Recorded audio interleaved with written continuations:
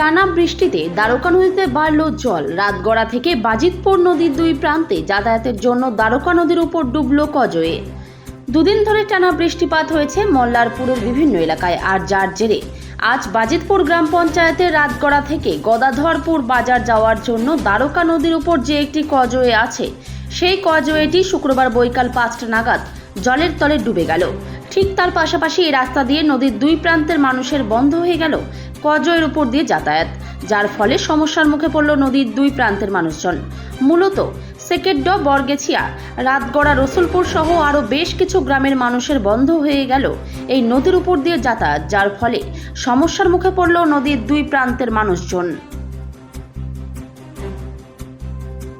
Two wheeler কেনার ইচ্ছে? এবার আপনার ইচ্ছে পূরণ করবে দাস অটোমোবাইল।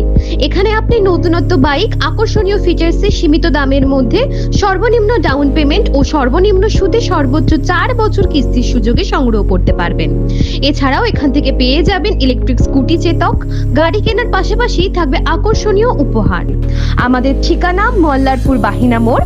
যোগাযোগ নম্বর 7001928065 অথবা 9434011690।